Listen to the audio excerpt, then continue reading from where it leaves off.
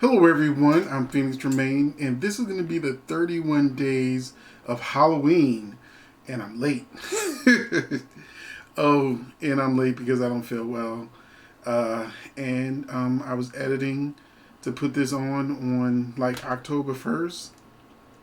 Let me tell you, when Adobe crashed on me, I was done for the night. So, here I am now, giving you what is going to be was supposed to be the Friday, October 1st release, because on Fridays I'm going to be doing family friendly Halloween fare. And then on Saturday and Sunday is going to be more like the reviews of what's out there now. And as we go, throughout our week, you're going to also find new themes that I'm going to be doing. Like Wednesday is dedicated to, Wednesday is dedicated to gay horror. Thursday is going to be black horror. So check it out. Check it out. I think Tuesdays I put for like streaming TV, horror TV series and things like that. So we have lots of different categories for you. Hopefully you enjoy them all. And sorry it's late, but like I said, I haven't felt well. And that Adobe crashing after I did not save my work. It was just all gone. I was just not already feeling well. I was like, I'm done for the night. So I'm about to show you that video that I did for you, which was supposed to be October 1st, which is also my mother's birthday. May she rest in peace. And I'm going to get right to it. Thank you.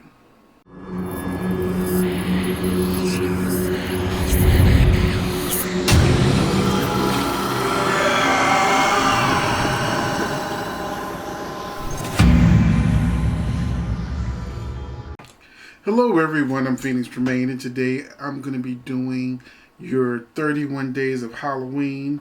This is day 2, and I'm going to be doing a review of Seance, which is currently on Shudder. It was directed and written by Simon Barrett, who is also the writer of Your Next and The Guest. Starring Suki Waterhouse as Camille, Inanna Sarkis as Alice, and Ella Ray Smith as Helena. Basically, girls at a boarding school try to contact the dead, and one of their friends is soon killed. Followed by a new student, Camille, coming to the school and replacing the character that died. But the killings continue, and the movie sort of questions: is this a supernatural killer, or is this a person killing? And so the mystery begins. Now, I chose to watch this movie because it was supposed to be a slasher film. But it pretty much fails as a slasher film. The kills are very tame, and I started to feel like I was watching a movie that was meant for the Lifetime channel. Towards the end, the killing started becoming what you would expect from a slasher film, but for me, it was too late. I think part of the reason is they were trying to hide whether or not it was a supernatural killer or if it was a person. And so you get a bunch of sort of back and forth between supernatural stuff happening and possibly a person out there slashing, impaling, or doing whatever. They save the reveal of how each character actually died at the end so they could give you the big, ta-da, this is what happened. And that's what I mean by later they get a little more gory. Like when one person in particular dies, they actually show it, like the cut and the blood splatters on the screen. And I was like, where'd that come from? Y'all been doing this all that time. So kind of caught me off guard. But the acting was decent. There's no bad actors in the film. Basically, the cast was okay. I think that the cast was limited by the direction they were given, because at the end we get a lot of reveals about characters that if this is where you were going with this, then we needed a lot more scenes in the beginning of this movie setting up how this movie's going to end and how characters. I'll wait for the deep dive to talk about that. The film does not really want to commit to any one thing, which is something I realized at the end of the movie. Once again, it was trying to give you that surprise twist at the end. The good is this isn't a bad movie. It's me. I'm not mad that I saw it, and for a person who wants to see a scary movie but doesn't really want to be like, they don't really want a gory type film. They don't want a lot of blood and guts and different things like that. Like Slasher, the show, other show on Showtime, Shudder. I'm sorry, Shudder, that I reviewed in the reviews on my channel. That is bloody, gory, shocking, sort of like Squid Game, another thing I reviewed. And yeah, that if you're a horror fan, that gives you what you want in a sense of the kills and the stress of like what's going to happen next. So we're going to wrap this up. Basically, if you're a diehard horror fan, you may want to watch something else, but if you have Shudder, then it wouldn't hurt to see it. And if you do, give me your opinion in the comment section, or if you've already seen it, give me your opinion in the comment section so we can talk about it, especially that ending. But once again, the movie's on Shudder. And they're not paying me. I know I've said Shudder like 10 times. But I'm looking at my notes. You can rent it on Amazon for $4.99, or you can buy it for $9.99. And it's, decent for Halloween tweens. It's nothing too serious. So what I'm going to do now is the deep dive. So that means spoilers. I'm going to go through the movie, the scenes. I'm not going to go through every scene because we don't want to be here forever. But I'm going to go through my notes and tell you my impression of things as I was watching the movie. I would just jot down notes about what I was seeing. When things are like a murder mystery, like if you watch my slasher review, I'll take you through my thoughts and who I think the killer is based on being a writer that writes murder mysteries and whatnot. In shows, I've done shows that had murder mysteries and things like that. So, we're going to start. At first, it seemed as if it was going to be a supernatural movie based on the title and the opening, Bloody Mary style, say my name 3 times in the mirror, and then the ghost supposed to jump out. Carrie exits when it turns out to be just a prank. And when her window is open, a scary face is like peeking through the door. And they don't show her getting pushed or nothing. The girls hear a scream, they come running, look out the window, and she's on the ground with the blood, coming out. I can't even remember if it was moving, that it was just that, she was down there. You could see where her head, back of her head had cracked open, whatever. Not the back of the head, but the actual blood. Because all the mean girls were together when Carrie died, we're going to be dealing with a short list of suspects. I would have if it was me writing this, I would have had all of the girls go to their rooms, then they come out when they hear the scream, and then you have a much longer list of potential suspects. But right then and there, like, you wiped out most of the cast as a potential suspect. New girl Camille arrives and she's looking for trouble, instantly getting into a fight with the mean girl group, and the fight leads to them all going to detention. And they try to scare Camille with this mask, and then I realized the mask is the same thing that the girl saw before she potentially got pushed out the window or whatever.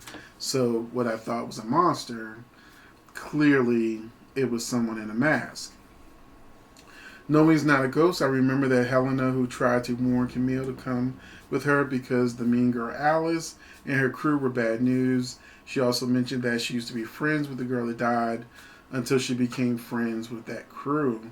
So that pushed Helena up on the top of my list of potential suspects because when people do murder mysteries, that like once again unusual suspects. If you saw my slash review, you immediately look for the least likely person to do it. People that look like they are trying to do it, that they could potentially be it, is usually called a red herring. They're not actually the culprit. So now we know the face we saw wasn't a ghost. The girls have an actual seance trying to contact the dead, and the writing says that she's going to kill them. Not giving her a name, repeating she, which means the killer is in the room, probably Camille or Helena, maybe even the headmistress at this point because she pops up at the end of the seance, and the ghost was basically trying to say, whoever killed her is in that room right there. So now I'm looking at all the girls again.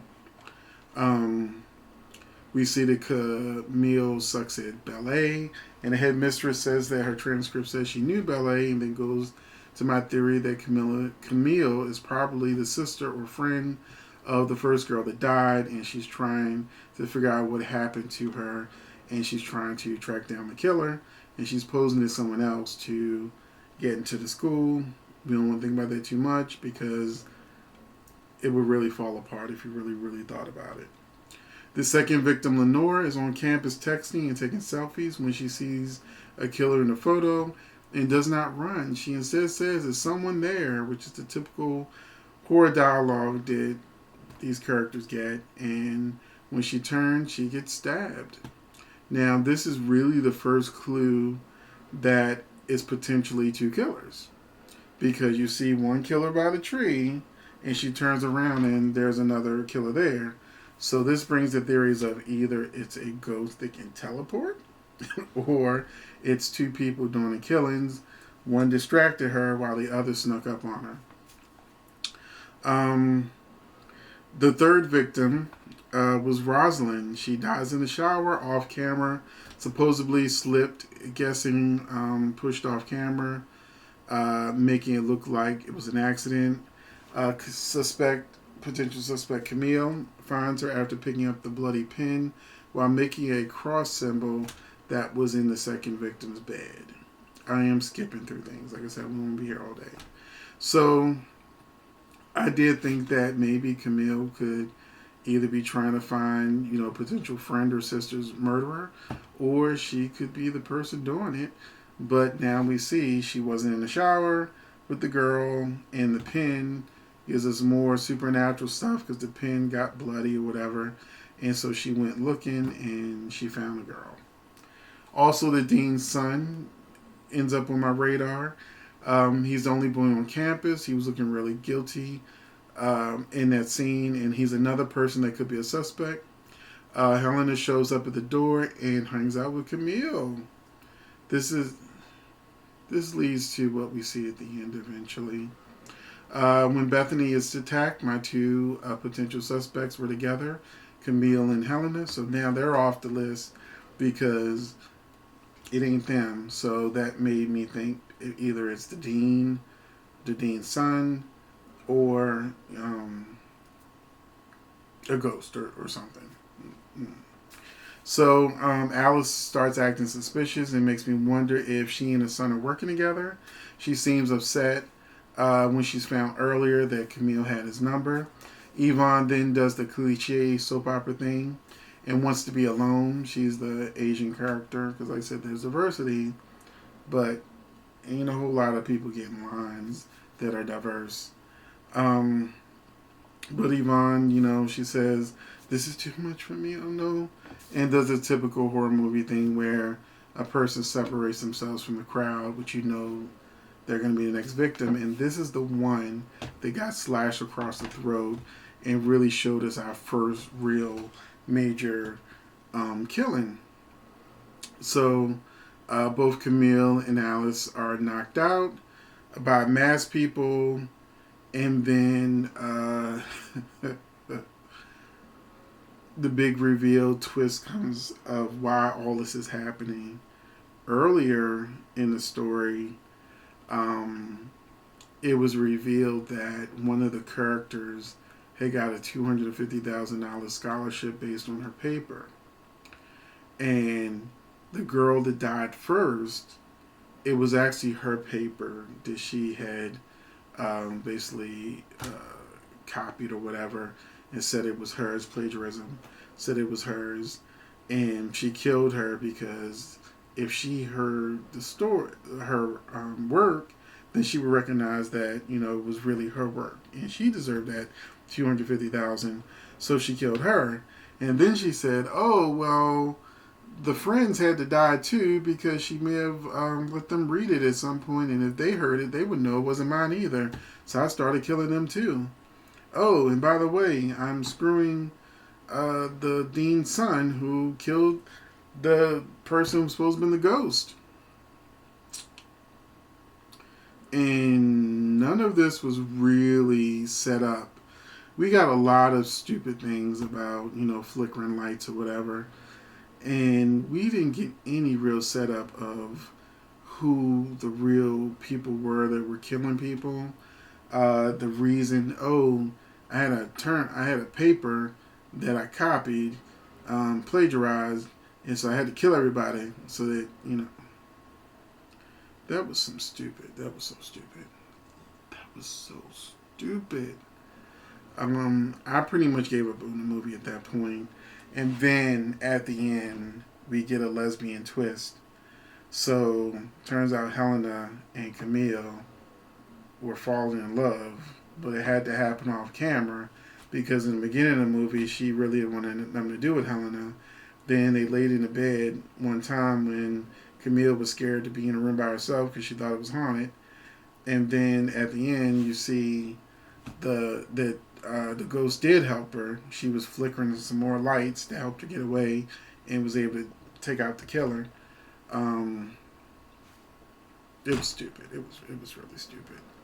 But at the end, it turns out that Camille's a lesbian, Helen's a lesbian. There was some more lesbians in there. The one that was in the shower that died, she was checking out a girl before she went to the shower. So I didn't feel like they really committed to the LGBTQ theme.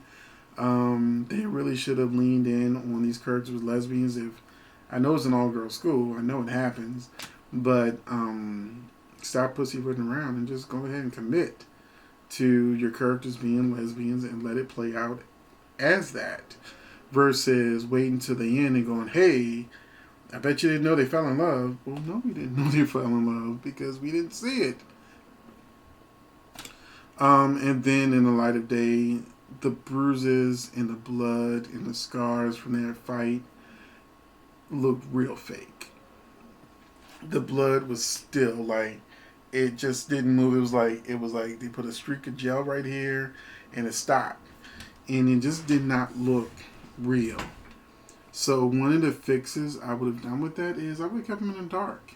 I would have kept the scenes dark, and it would have hid any imperfections. You could see, I forgot what they call it, but you can see like the patches and things on there, because I've used them before in my productions that were in there, but I knew how to hide it so that it wasn't so obvious that it was just makeup. But anyway, that is my deep dive into the movie. I was so disappointed by the execution of who the killers really were, why they were actually doing it. They didn't give any clues to help you out with the murder mystery. They showed you all of the deaths at the end, which was a little more graphic, but they should have just been a horror movie because that's what the trailer promised, and let it be that. But anyway, thanks for watching. I'm phoenixtremayne, and I will see you in the next video, which is going to be, let me pull up my map, because tomorrow is day 3. It'll be October 3rd, and I will be reviewing for you No One Gets Out Alive. It's a Netflix film that's out there now. It's in the top 10, very popular. perfect time to review this, and I will see you in the next video.